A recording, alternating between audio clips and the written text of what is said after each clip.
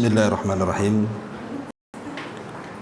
Assalamualaikum warahmatullahi wabarakatuh. Alhamdulillah wassalatu wassalamu ala Rasulillah wa ala alihi wa sahbihi wa mawalah wa la hawla wa la quwwata illa billahi wa ba'd. Alhamdulillah, segala puja dan puji hanya milik Allah subhanahu wa ta'ala. Salawat dan juga salam kita hadiahkan kepada Rasul kita Nabi besar Muhammad sallallahu alaihi wa ala alihi wasallam. Kita lanjutkan kajian kita, masih membahas Siratul Mustafa Nabi kita Muhammad sallallahu alaihi wasallam. Dan kita masuk pada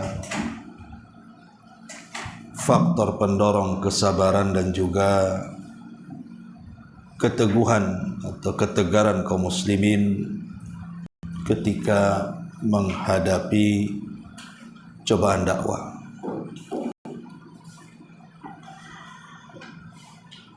Ma'asyiral muslimat yang dimuliakan Allah subhanahu wa ta'ala, tentu bab ini akan mengajarkan kepada kita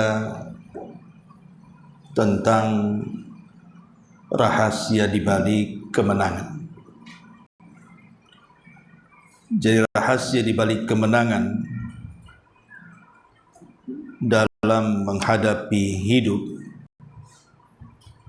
ada di dua perkara. Pertama as-sabru, kesabaran. Yang kedua as-sabatu, ketegaran. Sabar dan tegar itulah yang bisa memenangkan kita ketika menghadapi sebuah ujian hidup.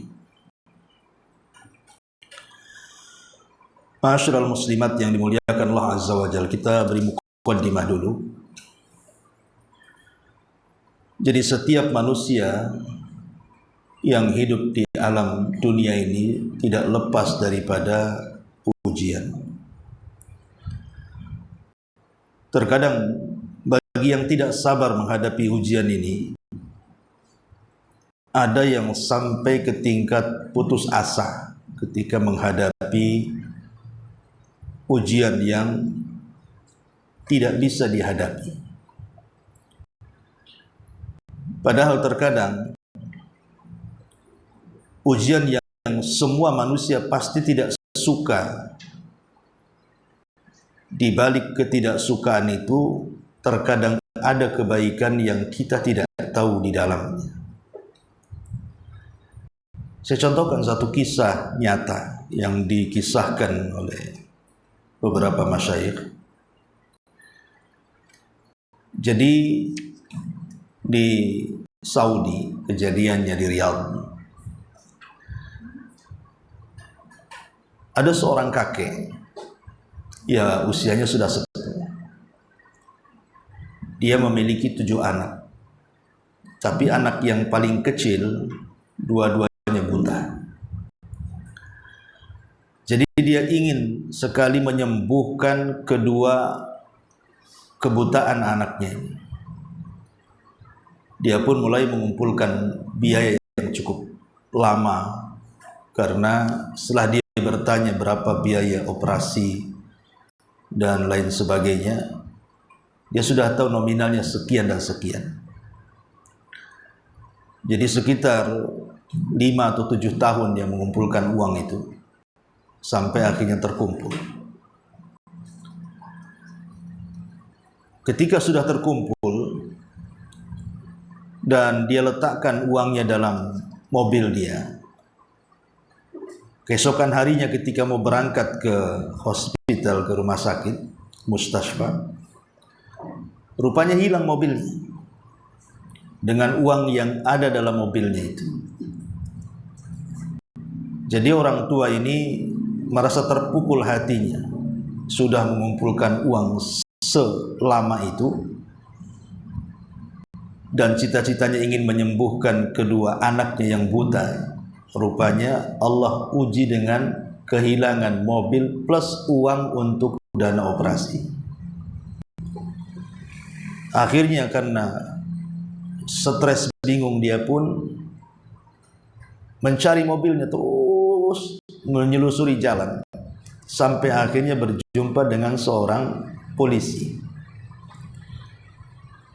Kemudian bertanya kepada seorang polisi ini, menceritakan kondisi dia. Oh, dia punya 7 anak yang 2 buta, kemudian sudah mengumpulkan uang bertahun-tahun untuk membiayai operasinya, rupanya hilang plus dengan mobil-mobilnya. Tapi polisi Arab ini, dia berusaha menenangkan si kakek ini dan mengatakan, la'allahu khairun, boleh jadi peristiwa ini ada kebaikannya. Tetapi orang tua ini tidak mengindahkan kata-kata polisi ini. Dia pun terus mencari. Setelah lama, beberapa bulan setelahnya, rupanya polisi ini menemukan informasi bahwa mobilnya itu ada di gurun pasir dalam kondisi selamat, tidak cacat, dan uangnya juga ada di situ, artinya tidak hilang. Rupanya mobil itu tidak dirampok, tidak dicuri, hanya ada anak kecil main-main, kemudian mengambil mobil itu setelah habis bensinnya, ditaruh begitu saja. Jadi saking bahagianya polisi ini, dia mendatangi orang tua tadi, ingin memberi kabar gembira bahwa mobilnya sudah ketemu dan uangnya juga tidak ada yang hilang sedikit pun. Setelah berjumpa dengan orang tua itu, tiba-tiba orang tua itu senyum-senyum dan mengatakan, sungguh aku punya kabar gembira kepadamu. Kata polisi ini, aku juga punya kabar gembira. Jadi kata polisi, sebutkan kabar gembiramu. Dia mengatakan, alhamdulillah, rupanya kedua anakku dua-duanya sudah sembuh dari buta. Kata polisi ini, kamu biaya dari mana bisa mengoperasi keduanya? Dia mengatakan tidak, sembuh begitu saja. Mungkin Allah subhanahu wa ta'ala menghendaki kesembuhannya. Kemudian kata sang kakek ini kepada polisi, lalu apa kabar gembiramu kepada aku? Dia mengatakan, mobilmu sudah ketemu dan tidak ada yang cacat, uangnya pun sudah ketemu dan tidak ada yang berkurang. Maka kakek ini mengatakan, alhamdulillah. Lihat, terkadang apa yang dikatakan oleh Allah subhanahu wa ta'ala, wa asa an takrahu syai'an wa huwa khairul lakum, apa-apa yang Anda anggap benci boleh jadi itu baik di hadapan Allah. Kita tidak tahu. Seandainya kemudian mobil itu tidak diambil anak-anak, kemudian 2 anaknya dioperasi, boleh jadi mungkin lebih parah kondisi matanya, ya. Ataupun boleh jadi kemudian habis ludas uangnya. Tapi sekarang Allah subhanahu wa ta'ala memberikan 2 nikmat yang besar. Pertama, kesembuhan anaknya tanpa operasi. Yang kedua, mobil dan uangnya sudah kembali. Nah, ini kan semua skenario Allah subhanahu wa ta'ala, bahwa terkadang musibah itu yang kita anggap benci, rupanya ada kebaikan di sisi Allah subhanahu wa ta'ala. Makanya dalam bab ini pengarang ingin mengajarkan kepada kita tentang contoh dari rahasia kemenangan Rasul dan para sahabatnya, dengan cara senantiasa sabar dan tegar ketika menghadapi musibah dan cobaan. Ma'asyiral muslimat yang dimuliakan Allah subhanahu wa ta'ala, kita tahu bahwa keteguhan hati ketika menghadapi cobaan itu tidak bisa dihadapi dengan dunia. Sehebat apapun orang itu dengan kekayaannya, anggaplah kaya raya, orang paling kaya se-Indonesia, kalau diberikan ujian oleh Allah subhanahu wa ta'ala, belum tentu kekayaan itu bisa menenangkan hatinya. Mustahil. Betapa banyak orang-orang kaya itu yang contoh umpamanya pasangannya meninggal, dia nggak tahan, ada sampai gila. Ada yang sampai kemudian seolah-olah kekayaan itu percuma saja. Atau mungkin anaknya meninggal, karena dia mencari kekayaan itu untuk diwariskan kepada anaknya, tahu-tahu anaknya meninggal. Jadi kekayaan itu tidak bisa menjadikan orang sabar, dan tidak bisa juga menjadikan orang tegar. Jadi dunia itu tidak bisa apa-apa. Lalu apa yang bisa menjadikan orang sabar dan tegar itu? Itulah ketika manusia terpikir tentang akhirat, terpikir tentang kehidupan setelah kematian. Hanya dengan itulah orang bisa sabar. Makanya kenapa kematian ini kalau dipandang orang kaya maka akan menyempitkan hidupnya, tapi kalau dipandang oleh orang miskin maka akan meluaskan hidupnya. Kenapa orang kaya ketika memandang kematian itu akan sempit? Karena dia terpikir dengan kekayaannya, kalau mati siapa yang akan mengambilnya? Mungkinkah dibawa ke dalam kuburannya? Mustahil. Sempit hatinya. Lalu buat apa dia kaya kalau kemudian dia meninggalkan kekayaan dengan kematiannya? Makanya orang kaya kalau mengingat kematian sesak dadanya dia, karena takut rumahnya, mobilnya, ATM-nya, kebunnya akan ditinggalkan dia.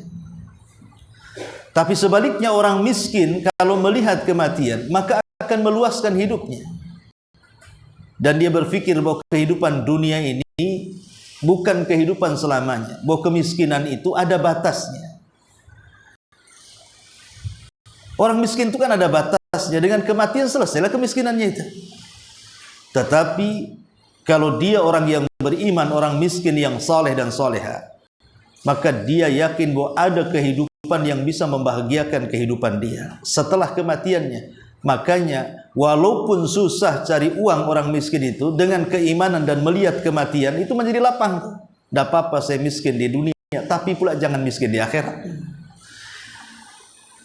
Nah itulah yang kemudian menjadi kaidah para sahabat Nabi SAW. Kenapa mereka bisa sabar, bisa tegar ketika menghadapi musibah? Karena di awal-awal dakwah ini, apalagi periode Mekah, itu ujian dan badai cobaan itu luar biasa.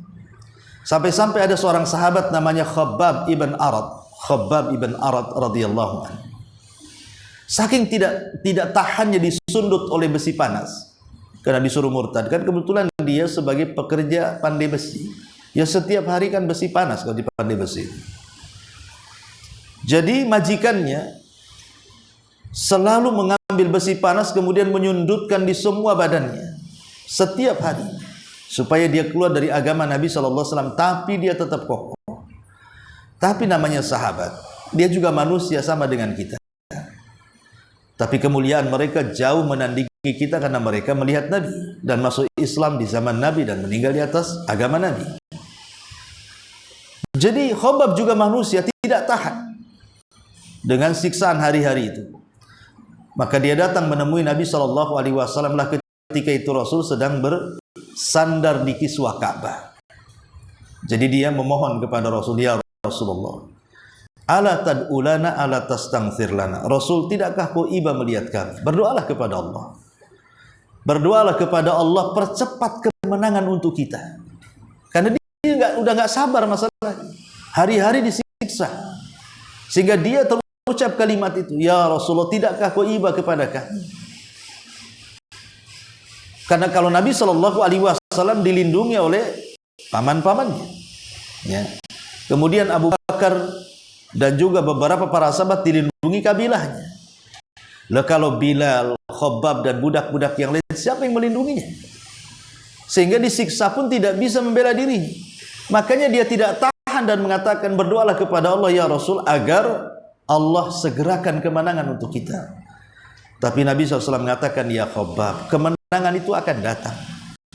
Sampai nanti ada orang yang berjalan dari Son'a ke Hadral Maut Yaman, tidak takut kecuali kepada Allah. Tetapi engkau tergesa-gesa wahai Khabbab, ya. Lihat umat dulu, kata Rasul. Ada orang yang digergaji separuh badannya sehingga belah, mereka tidak murtad dari agamanya. Ada orang yang dikubur hidup-hidup, mereka juga tidak melepaskan agamanya. Ada orang yang disisir dengan sisir besi sehingga terkelupas antara daging dan tulangnya pun tidak bergeming dari akidahnya. Wahai Khabbab, tenang, kemenangan itu pasti datang. Ya. Lihat Nabi SAW memberikan hiburan kepada Khabbab, dan lihat pula Khabbab bagaimana periode Mekah pertama ini sangat luar biasa gitu ya. Tekanan ujian kepada para sahabat Nabi SAW yang bertubi-tubi dari orang-orang Quraisy. Tapi kenapa bisa mereka sabar? Kenapa bisa mereka itu tegar tidak murtad dari agamanya? Justru semakin disiksa semakin kuat imannya, semakin disiksa semakin teguh megang agamanya. Inilah rahasianya. Kenapa sampai bisa, apa pendorong kesabaran dan ketegaran para sahabat di zaman itu? Ya. Baik, masyarul muslimat yang dimuliakan Allah Azza wa Jalla. Yang pertama di sini disebutkan yang menjadikan mereka tegar dan kuat itu karena iman yang teguh kepada Allah. Keimanan yang teguh kepada Allah Subhanahu wa taala itulah faktor utama kenapa mereka sangat sabar dan tegar menghadapi ujian. Betul-betul keimanan kepada Allah, yakin bahwa ini adalah agama yang hak, agama yang harus dibela, agama yang akan menyelamatkan dia dan akhiratnya, agama yang senantiasa akan menolong dia dan menjaganya, dan begitu seterusnya. Keimanan yang kokoh itulah yang menjadikan kenapa para sahabat seolah-olah tidak peduli dengan ujian. Contoh Bilal bin Rabah.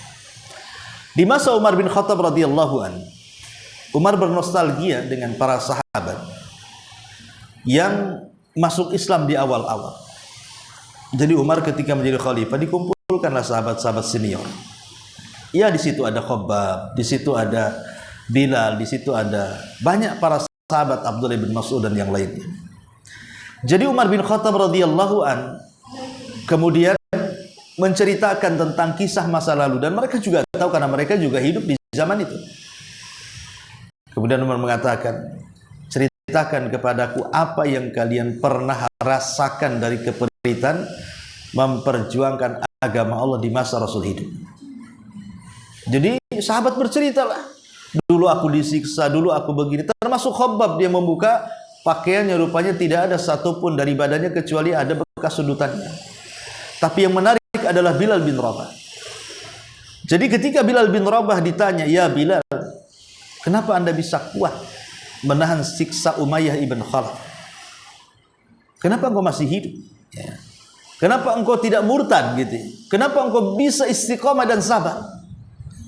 Jawaban Bilal, dia hanya mengatakan, karena sewaktu aku dicambuk oleh Umayyah ibn Khalaf dan tidak berhenti cambukan sampai capek yang menyambuknya itu.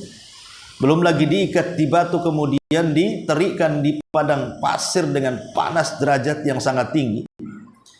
Bilal hanya mengatakan, karena aku mencoba untuk menggabungkan antara lezatnya iman dan keperitan siksa. Coba aku campurkan. Jadi ketika aku dicambuk, aku coba memasukkan kelezatan iman, kelezatan Islam, kelezatan dalam beragama, kelezatan dalam keyakinan. Rupanya kelezatan iman mengalahkan keperitan siksa. Sehingga aku tidak merasakan seolah-olah aku sedang dicambuk, katanya. Lihat bagaimana kondisi Bilal ketika kecintaan kepada Allah lebih menguasai dibandingkan yang lainnya, maka cemeti yang tiap hari mencambuknya tidak dirasa Bilal sama sekali. Karena kelezatan iman itulah yang kemudian mendominasi daripada siksaan orang-orang Quraisy kepadanya. Itulah kehebatan keimanan kepada Allah Subhanahu wa taala. Makanya di sini disebutkan bahwa sebab dan faktor paling utama adalah keimanan kepada Allah semata dan mengenal Allah dengan sebenar-benarnya.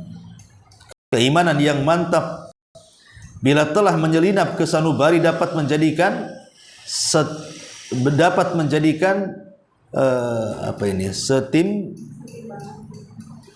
setimbangan gunung dan tidak akan goyah. Orang yang memiliki keimanan yang kokoh dan keyakinan yang mantap seperti ini akan memandang kesulitan duniawi sebesar-besarnya atau sebanyak-banyaknya dan serumit apapun jika dibandingkan dengan keimanannya, ibarat lumut-lumut yang diapungkan oleh air bah yang berubah menghancurkan bendungan kuat dan benteng yang kokoh. Artinya, ujian seberat apapun, kalau sabar dan tegar, itu bagi dia kecil, gitu maksudnya. Itulah yang dirasakan. Makanya kemudian Allah mengatakan, fa'amaz zabadu fayadhabu jufa wa amma ma yanfa'un nas fayamkuthu fil ardh. Adapun buih itu akan hilang sebagai sesuatu yang tidak ada harganya. Adapun yang memberi manfaat kepada manusia, maka itulah yang tetap. Artinya buih-buih itu artinya ujian-ujian. Makanya sering saya katakan, Bu, saya, ibu atau siapapun lah, selama hidup di dunia ini pasti akan mengalami ujian yang kita rasanya tidak bisa keluar dari situ. Pasti itu. Saya, ibu atau siapapun, kalau belum merasakan, nanti pasti akan merasakan. Pasti akan ditimpa dengan sebuah ujian dari Allah, kesulitan yang luar biasa, yang gak bisa kita keluar dari situ, seolah-olah seperti itu. Wah, kiamat nih. Wah, pusing saya. Tapi seiringnya waktu, terkadang ujian-ujian itu sudah lupa. Ya, bahkan bisa tersenyum pun. Siapa yang menghilangkan ujian itu? Allah Subhanahu wa ta'ala. Artinya bahwa itulah buih terkadang banyak sekali ibarat daripada ujian, tapi nanti juga akan hilang. Karena tidak mungkin Allah itu menciptakan manusia dalam satu kondisi susah terus, mustahil. Pasti akan dirubah-rubah oleh Allah kehidupan manusia itu. Pasti susah, pasti juga senang. Ya, senang susah itu akan terus berganti-ganti dalam kehidupan kita, dan itu berdasarkan nas Quran, wa tilkal ayyam nudawiluha bainan nas. Yang namanya hari itu kan diputar-putarkan itu. Kadang senang, kadang susah, kadang sedih, kadang bahagia, kadang menangis, kadang tertawa, dan begitu seterusnya.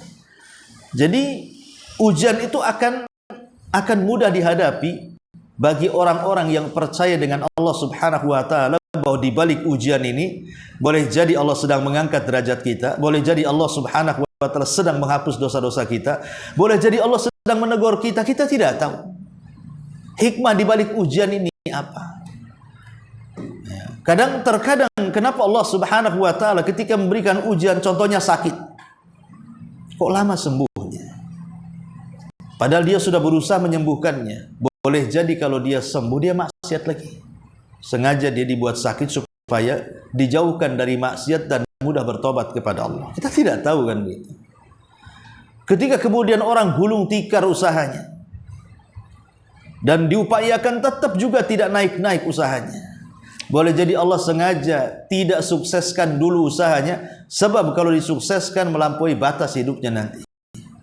Karena kalau Allah Subhanahu wa ta'ala mengatakan dalam Quran, kalla innal insana la yatgha, sekali-kali manusia bisa melampaui batas an ra'ahus taghna, ketika dia diberikan kekayaan. Makanya sengaja tuh dibangkrut-bangkrutkan, gak naik-naik. Sebab kalau seandainya dia sukses, jangan-jangan dia lupa pula. Yang tadinya hadir terus di pengajian, hilang pula di pengajian. Yang tadinya sering hadir di masjid, malah tidak pernah menginjak masjid lah. Ada hikmah-hikmah di situ, namanya hikmah Rabbani yang kita tidak tahu. Hikmah Rabbani itu kita tidak tahu apa maksudnya Allah. Yang jelas Allah yang menciptakan kita, Allah yang tahu dengan maslahat kita, dan Allah sedang menguji kita dengan kemaslahatan yang Allah berikan kepada hambanya. Tidak mungkin ujian itu buruk 100%. Pasti ada kebaikan di dalamnya, karena tidak ada ciptaan Allah itu yang buruknya 100% itu tidak ada. Di balik keburukan itu pasti ada kebaikan. Contoh Allah menciptakan iblis. Kenapa Allah menciptakan iblis? Coba nggak ada iblis. Jangan salah, dengan adanya iblis itu adanya surga dan neraka. Dengan adanya iblis itu terbedakan mana yang ikhlas, mana yang tidak. Dengan adanya iblis itu tahu Allah itu mana orang yang memilih jalur sesat, mana jalur hidayah. Kalau nggak ada iblis, gimana caranya? Jadi ada hikmah di balik penciptaan iblis. Maka semua ujian dan cobaan itu pasti ada hikmah di dalamnya. Ya. Masyarul muslimat yang dimuliakan Allah Subhanahu wa ta'ala, Sebelum kita masuk pada poin yang kedua, ya, ada di antara sebab-sebab yang lebih daripada yang setelah keimanan kepada Allah Subhanahu wa taala, agar kita bisa lebih sabar lagi, terutama ketika memegang sunnah. Ya, saya kira kalau di negeri kita ya semua muslim, insya Allah semua muslim, mayoritas muslim. Adalah orang kafir yang berapa persen, tapi kan mayoritas muslim di negeri kita ini. Sehingga saya katakan bahwa mungkin kalau kaidah yang diterapkan pada kehidupan kita, ya mungkin sekarang sabar ketika memegang sunnah, karena tidak semua muslim itu di atas sunnah, ya.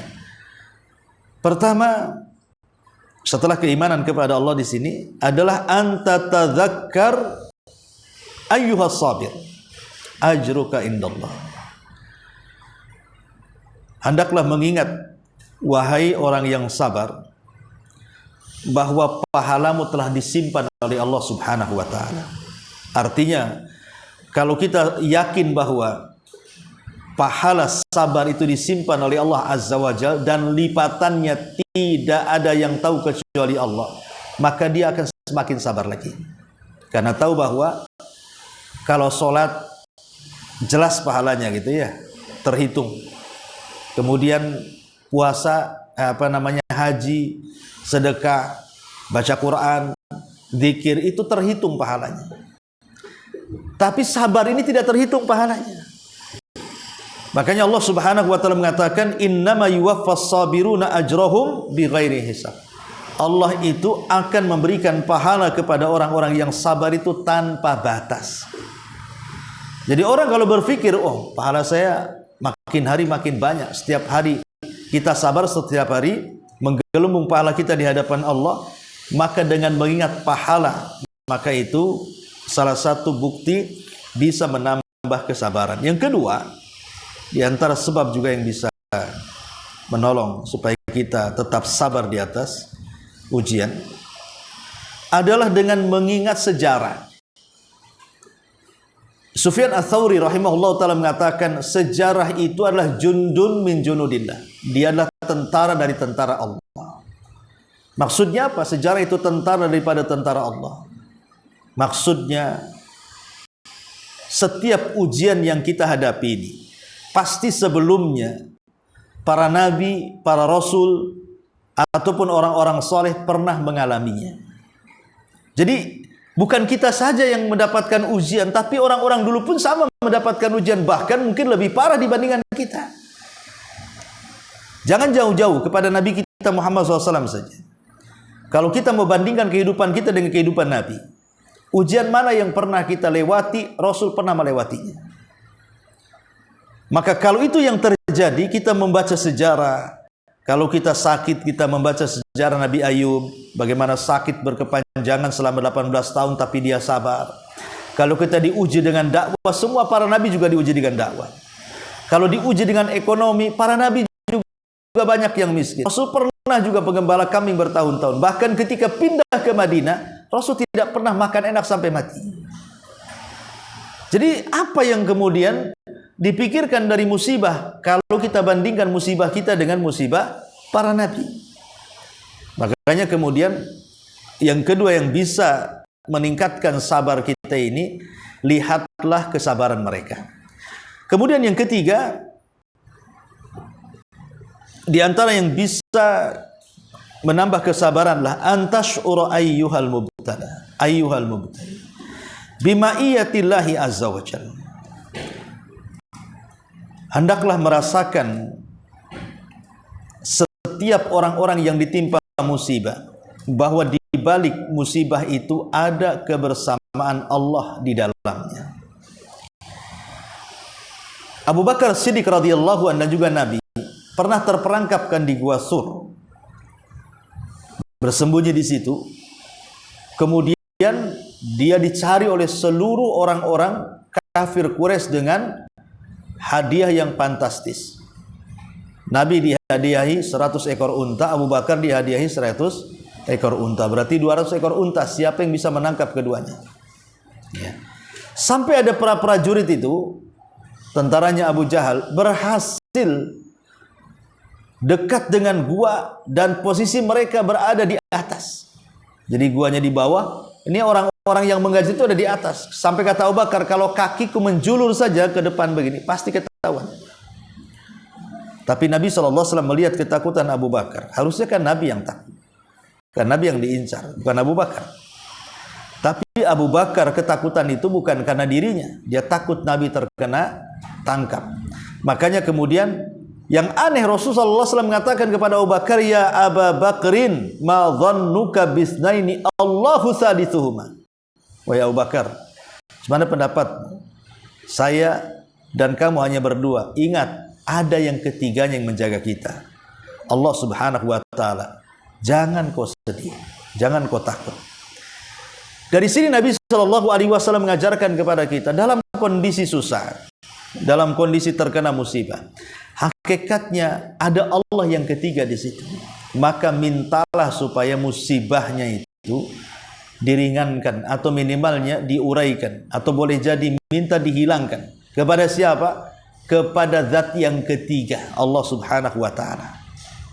Antara kita dan musibah, di sana ada Allah. Kan Allah yang mendatangkan musibah, maka Allah yang mengangkatnya. Ini yang ketiga. Yang keempat, anta'lama annallaha sayajma' bainaka wa baina man zalamaka. Ingat, kalau memang ujian dan musibah itu berangkat dari kezaliman orang kepada kita, mungkin orang itu menghina kita, mencaci maki kita, mengambil hak kita, mengata-ngatain kita, membuli kita, atau apa namanya, yang sifatnya sifat zalim. Maka yakin bahwa satu hari nanti, walaupun kita di dunia tidak bisa menghadapi kezaliman orang zalim, nanti ada hari di mana kita akan dikumpulkan bersama mereka orang-orang yang menzalimi kita di hadapan Allah. Di situ terjadi qisas. Dan inilah yang menenangkan hati kita, bahwa Allah tidak tidur. Di dunia saja orang-orang yang mazlum, dizalim itu mustajab doanya, apalagi di akhirat, ya. Maka dengan keyakinan bahwa akan ada balasan kepada orang-orang yang menyakiti kita, ini bisa menambah kesabaran. Ini yang keempat. Kemudian yang kelima, di antara juga sebab-sebab yang bisa menanamkan kesabaran adalah lihat akibat orang-orang kafir. Lihat akibat orang-orang kafir, orang-orang yang mereka tidak sabar, ya, tidak sabar dengan ajakan para nabi mereka kepada mereka, sehingga mereka menentang para nabinya. Akibat ketidaksabaran orang-orang kafir, maka Allah Subhanahu wa ta'ala berikan mereka azab yang begitu pedih dari zaman ke zaman. Itu akibat orang-orang yang tidak sabar, menentang nabinya justru. Maka akan ada akibat yang buruk. Ini yang kelima. Kemudian yang keenam juga, anta'lama annal faraja qaribun. Ingatlah, musibah itu tidak lama. Musibah itu tidak lama. Pasti ada waktunya musibah itu diangkat oleh Allah Azza wa Jalla. Dan ingat bahwa Allah Subhanahu wa ta'ala mengatakan, inna ma'al usri yusran, inna ma'al usri yusra. Fa inna ma'al usri yusra, inna ma'al usri yusra. Di sini Allah Subhanahu wa ta'ala menyebut dua kata. Pertama al-usr. Kemudian yang kedua kata-kata yusra. Al-usr itu artinya sulit, yusra itu mudah. Allah ulang dua kata. Inna ma'al usri yusra, inna ma'al usri yusra. Kalimat al-usri menggunakan alif lam dua-duanya. Al-usri yang pertama menggunakan alif lam, al-usri yang kedua juga menggunakan alif lam. Tapi yusron yang pertama menggunakan tanwin, sebagaimana yusron yang kedua menggunakan tanwin. Secara ilmu usul fiqh, ya, bahwa alif lam itu menunjukkan ma'rifat, lain dengan nakirah menunjukkan umum. Seolah-olah Allah ingin mengatakan bahwa kalimat al-usri yang pertama adalah usri yang kedua. Tetapi kalimat yusran, kemudahan yang pertama, bukan kemudahan yang kedua. Mungkin lebih jelasnya. Jadi al-usri yang pertama dengan usri yang kedua itu satu, berarti satu kesulitan. Tapi yusran yang pertama dengan yusran yang kedua itu berbeda. Seolah-olah banyak kemudahan. Jadi kalau seandainya Allah memberikan satu kesulitan kepada kita, Allah sediakan 2 kemudahan, 3 kemudahan, 4 kemudahan. Gitu maksudnya. Jadi ujian itu sedikit, kemudahan itu banyak. Cuman kadang-kadang kita ini melihat kesulitannya, tidak melihat kemudahannya, sehingga kemudian tidak pernah berkacamata di situ. Ingat bahwa ujian itu akan berlalu, itu maksudnya, dan akan datang kebahagiaan. Kemudian juga yang ke-7, di antara sebab-sebab sabar itu anta'lama anna kulla bani Adam mubtala. Ingatlah bahwa semua anak Adam itu pasti diuji. Maka lihatlah ujian kita dengan ujian orang lain. Kalau kita umpamanya diuji kesehatan, lihat ada orang yang lebih parah dari sakit kita. Kalau ada orang diuji dengan kefakiran, kita lihat ada orang yang lebih fakir dibandingkan kita. Jadi kalau kita senantiasa melihat ke bawah dalam setiap ujian itu, maka kita akan tenang hidupnya. Jangan melihat ke atas. Kita kena sakit, nengok ke atas yang sehat, ya kita akan kufur nikmat jadinya. Kita miskin, lihat pula orang kaya, ya akan kufur nikmat jadinya. Makanya kalau ingin sabar, yakini bahwa setiap anak Adam itu terkena ujian dan cobaan. Dan terkadang ujian dan cobaan yang kita alami itu rupanya masih ada saudara kita yang jauh lebih parah dibandingkan kita. Ini yang ke-7. Yang ke-8, ya, ayyakuna laka, ataupun an yakuna laka an yudzakiruka billah wa yukhaffif ankal alamak fa innamal mar'u bi ikhwani. Ya.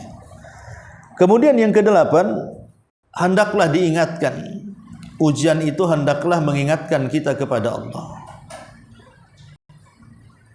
Makanya ada istilah bergelimang dengan dunia tapi melalaikan dia dari Allah.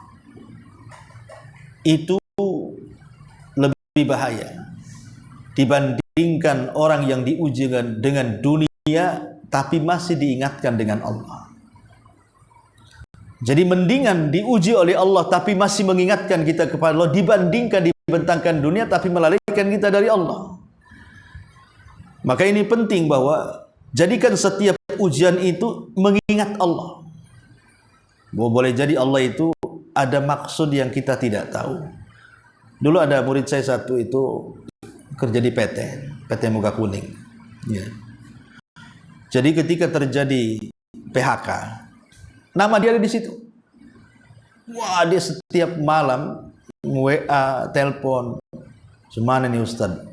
Anak saya banyak, cicilan rumah belum kena juga, ini ada motor, macam-macam cicilan gitu ya kan. Tapi habis tahun tidak pernah kontak dengan saya lagi. Tiba-tiba dia datang, nyumbang pula dia. Nyumbang ke Jabal Uhud itu berapa juta gitu kan. Dia cerita, alhamdulillah sekarang saya sudah jadi wira swasta, Ustaz, sudah jualan dan sukses. Ya. Justru pendapatan per bulannya 10 kali lipat dari gaji yang dia terima di PT-nya itu. Dan siapa yang tahu kan begitu? Itu kan skenario Allah. Kalau dia tidak dipecat di segitu aja dia hidupnya. Boleh jadi tidak punya rumah, dia ngontrak aja. Nah, ini kan salah satu bukti bahwa di situ ada hikmah kita yang tidak tahu, skenario Allah. Jangan dipandang dipecat itu sebuah keburukan. Boleh jadi ada kebaikan di balik pemecatan itu. Nah ini juga kenapa kemudian setiap ujian itu diingatkan kita kepada Allah Subhanahu wa taala. Kemudian yang terakhir yang nomor 10, nomor 9, antarda bima qasamallahu lah. Supaya lebih tenang dan lebih sabar lagi, Redholah dengan pemberian Allah Subhanahu wa taala. Redholah dengan ujian yang Allah anugerahkan kepada kita, yang Allah berikan kepada kita. Kalau itu berupa harta, kalau memang diberikan banyak, kita katakan alhamdulillah. Binikmatihi tatimmus shalihat. Kalau itu tidak banyak, tetap kita katakan alhamdulillah ala kulli halin. Tetap kita memuji Allah, karena Allah itu kan tetap harus dipuji, baik dalam kondisi susah, senang, sehat, sakit. Ya, tetap Allah itu tidak boleh kemudian ketika senang aja dipuji, ketika susah pula dicela, kan enggak begitu. Jadi kalau orang yang redha dengan pemberian Allah Subhanahu wa taala itu akan tenang. Makanya ada hadis yang mengatakan ajaban li amril mukmin. Sungguh mengherankan perkaranya seorang mukmin itu. In asabathu sarra syakara. Kalau ditimpa kebaikan, nikmat, bersyukur. Wa in asabathu dharra sabara. Kalau ditimpa dengan keburukan, dia bersabar. Dan kedua-duanya baik bagi seorang mukmin. Jadi seorang mukmin itu memandang nikmat ia baik, memandang ujian ia baik gitu. Dua-duanya baik bagi seorang mukmin. Dua-duanya baik bagi seorang mukmin. Itulah kenapa orang yang redha dengan pemberian Allah Subhanahu wa taala itu akan tenang dan lebih sabar lagi. Dan yang terakhir, yang ke-10, tudzakirul maut. Hendaklah ketika diuji oleh Allah Azza wa Jalla, ingat kematian. Ingat juga tentang hinanya dunia. Bahwa dunia tidak akan sebanding di sisi Allah dengan sayap seekor nyamuk. Sebagaimana hadis Nabi SAW mengatakan, "Lau kanatid dunya ta'dilu janaha ba'udatin, indallahi ma saqa kafirun syurbata ma'in." Kalau dunia ini memiliki manfaat di sisi Allah walaupun sesayap nyamuk, tentu orang kafir tidak akan diberikan minum walaupun seteguk air. Tapi karena dunia tidak ada manfaatnya, ya semua bisa menikmati. Mau kafir, mau mukmin, semua menikmati. Maka dengan mengingat kematian, maka seorang akan lebih sabar lagi. Bahwa setelah kematian pasti ada kehidupan yang jauh bisa lagi menenangkan dan membahagiakan kehidupannya ketika dia susah hidup di dunia. Lihat hadis Nabi yang menceritakan tentang ada orang yang susah, sepanjang hayatnya susah. Ditakdirkan susah dari lahir sampai dia meninggal susah. Tetapi dia termasuk penduduk sorga. Jadi dia didatangkan di hadapan Allah, sama Allah dicelupkan di sorga satu kali celupan. Kemudian dikatakan, masih teringat kesusahanmu di dunia? Maka orang ini mengatakan, tidak ya Rabb. Hilang semua memori kesulitannya setelah dicelupkan satu kali di sorga. Macam mana kau dimasukkan ke dalam sorga? Ya kan Bu, kalau ibu ini pernah susah kemudian sukses, pasti ibu masih bisa bercerita waktu susahnya kan Bu. Oh dulu saya juga susah, makan susah, aduh harus ngontrak, harus bolak-balik, ngangkut barang sana sini, karena harus pindah-pindah rumah, diusir ini diusir. Kita masih mengingat susah kita ini kalau di dunia ini, walaupun sudah menjadi senang kan.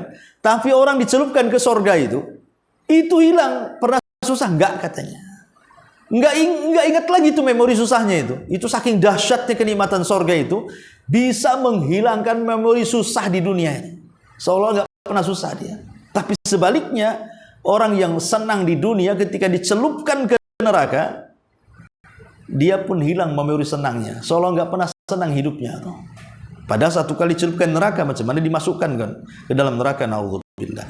Jadi mengingat kematian juga salah satu bentuk seseorang itu bisa lebih sabar lagi. Ma'asyiral muslimat yang dimuliakan Allah Azza wa Jalla, ini diantara tambahan daripada faktor kesabaran dan keteguhan. Kemudian yang nomor 2 di sini disebutkan kepemimpinan yang diidolakan setiap hati. Maksudnya siapa? Rasulullah. Kenapa para sahabat bisa sabar, bisa tegar? Karena melihat pemimpinnya. Nah, kalau pemimpinnya tidak sabar, ya gimana pula rakyatnya? Apalagi betul-betul para sahabat itu memperhatikan gerak-gerik Rasul, mulai dari ucapan, perbuatan, penetapan, akhlak, badan, dan begitu seterusnya. Ketika mereka melihat Rasul itu memang uswatun hasanah, qudwatun hasanah dalam segala bidang, dalam segala hal, itulah yang membuat para sahabat lebih sabar lagi. Ketika Rasul sabar, sahabat juga sabar. Jadi kesabaran itu juga karena melihat siapa yang memimpin. Makanya kalau kita melihat Nabi kita adalah Nabi kita Muhammad SAW, kemudian kita terus belajar sejarah seperti ini kan itu, maka kita akan lebih paham lagi bagaimana karakter beliau. Semakin bangga, semakin ingin menirunya, dan insya Allah akan semakin sabar lagi ketika mendapatkan ujian sebagaimana Rasulullah juga mengalami ujian, dan Rasul sabar dan mencontohkan bagaimana cara kesabaran dan ketegaran itu. Ya, ibu bisa baca sendiri ini bagaimana tentang Nabi SAW diuji oleh Allah Azza wa Jal oleh orang-orang Quraisy, ya, sampai mengajarkan bagaimana harus sabar. Baik, kemudian yang ketiga langsung saja, nanti ibu baca aja lah. Kemudian yang ketiga, rasa tanggung jawab. Jadi para sahabat ini menyadari secara penuh akan besarnya tanggung jawab yang dipikul ke pundak umat manusia. Tanggung jawab ini tidak dapat diletakkan dan diselewengkan betapapun kondisinya, sebab keteledoran dan lari darinya memiliki implikasi yang sangat besar dan berbahaya melebihi penindasan yang dirasakan oleh mereka. Kerugian yang akan mereka derita dan diderita oleh umat manusia secara keseluruhan akibat lari darinya jauh lebih besar dibandingkan dengan kesulitan-kesulitan yang selama ini mereka hadapi akibat beban yang mereka tanggung tersebut. Jadi, kenapa para sahabat bisa sabar? Karena mereka punya tanggung jawab. Kalau mereka tidak menang hari itu, maka selamanya tidak akan menang. Kalau mereka tidak mempertahankan Islam kala itu, maka Allah tidak akan disembah lagi selamanya. Jadi itulah tanggung jawab yang dipikul para sahabat. Kenapa mereka harus sabar? Ketika Nabi SAW besoknya terjadi perang Badar, Rasul kan mengatakan dalam doanya, apa doanya? Intahlik hadhil isabah falan tu'bad fil ardi abada. Ya Allah, kalau kau hancurkan kelompok yang sedikit ini, engkau tidak akan disembah lagi selamanya. Kalau kami kalah, aku terbunuh dan semua sahabat terbunuh, engkau tidak akan ada yang menyembah lagi. Itulah yang menjadikan kemudian beban tanggung jawab para sahabat. Mereka harus sabar mempertahankan Islam. Karena ini bukan untuk keberlangsungan generasi mereka saja. Mereka pun memikirkan generasi anak-anak mereka, cucu mereka, cicit mereka, dan keturunan mereka sampai hari ini. Makanya itulah tanggung jawab besar, itulah yang menjadikan mereka sabar dan tetap mempertahankan Islam. Karena Islam ini akan terus ada sampai hari ini, bahkan sampai kiamat dibangkitkan. Dan sudah terbukti hasilnya. Dengan kesabaran mereka, Islam berkembang kemana-mana. Alhamdulillah, kalau seandainya bukan karena Allah, kemudian mereka, tentu semua menjadi penyembah berhala. Nah, ini tanggung jawab kuat para sahabat. Dan itu juga sama, kalau kita ini dalam berdakwah merasa bertanggung jawab bahwa ini adalah tanggung jawab kita semuanya, bukan tanggung jawab seorang ustadz saja, maka dakwah ini akan mudah menyebar. Ya, karena kan tanggung jawab kita semua, ya minimalnya kepada keluarga. Nah, ini juga yang ketiga. Kemudian yang keempat, iman kepada akhirat. Inilah yang lebih memantapkan para sahabat. Kenapa para sahabat itu mereka sampai dicaci, dimaki, sampai ada yang dibunuh seperti keluarga Ammar ibn Yasir itu kan. Kenapa? Karena mereka yakin dengan akhirat. Ingat ketika Rasul lewat, Rasul waktu itu kan masih sedikit ya para sahabat. Rasul pun tidak bisa menolong ketika keluarga Ammar disiksa. Hanya bisa memandang dari jauh. Bagaimana Sumayyah dibunuh, bagaimana Yasir dibunuh, kemudian Ammar juga disiksa gitu ya, dan sahabat yang lain juga disiksa. Sahabat tidak bisa menolong karena mereka di waktu lemah waktu itu kan. Tapi Rasul hanya bisa mendoakan keluarga Ammar ibn Yasir. Apa kata Rasul? Ya Ammar, ya isbiru ya ala Yasir, fa inna mau'idakumul jannah. Bersabarlah wahai keluarga Yasir, bahwa tempat duduk kalian di sorga. Jadi dengan diingatkan akhirat itu semakin sabar lagi mereka. Nggak apa-apa susah-susah di dunia, tapi nanti di akhirat mereka akan mendapatkan kebahagiaan. Nah, di sini dijelaskan tentang iman kepada akhirat ini. Ini merupakan faktor, salah satu faktor yang menguatkan tumbuhnya rasa tanggung jawab tersebut. Mereka memiliki keyakinan yang kuat bahwa kelak mereka akan dibangkitkan menghadap Rabb mereka. Kemudian juga akan dihisab amal-amal mereka dan sedetil-detilnya, baik yang besar maupun yang kecil. Jadi hanya ada dua pilihan, ke sorga ataupun ke neraka. Mereka menjalani kehidupan antara rasa takut dan pengharapan, mengharap rahmat Rabb mereka dan takut akan siksanya. Mereka adalah sebagaimana yang difirmankan, walladzina yu'tuna ma atau wa qulubuhum wajilah.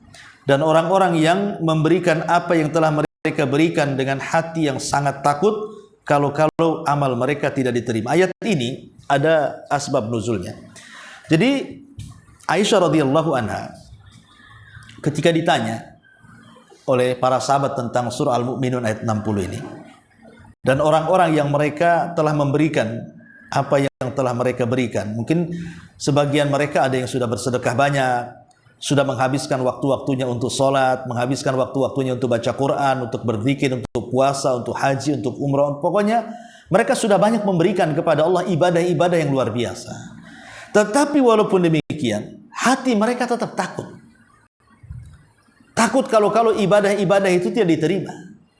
Sehingga kemudian para sahabat yang bertanya kepada Aisyah Ummul Mukminin ini, wahai Aisyah, apa yang Anda maksudkan dengan ayat surah Al-Mu'minun 60 itu? Kata Aisyah, mereka bukan orang-orang yang makan riba kemudian bertobat, bukan orang-orang yang mencuri kemudian bertobat, bukan orang-orang yang berzina kemudian bertobat, tapi mereka adalah orang-orang yang berpuasa, orang-orang yang haji, orang-orang yang sedekah. Kemudian mereka takut kalau puasa, haji dan sedekahnya tidak diterima oleh Allah.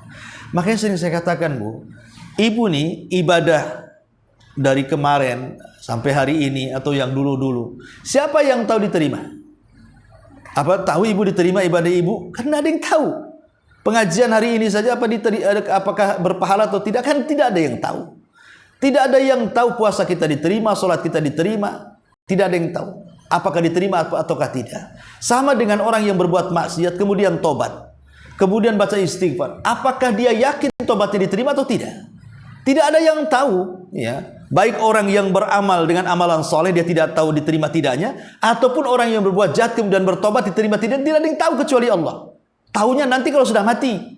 Oh, baru tahu ini amalan ini yang diterima, ini yang tidak. Oh, ini tobat yang diterima, ini yang ditolak. Nanti kalau sudah mati baru tahu.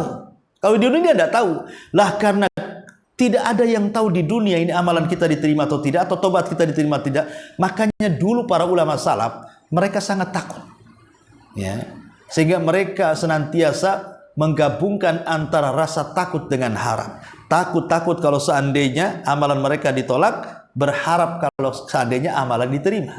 Takut kalau seandainya tobatnya ditolak, berharap kalau tobatnya diterima. Nah, itulah mereka senantiasa mengiringkan kalimat ini.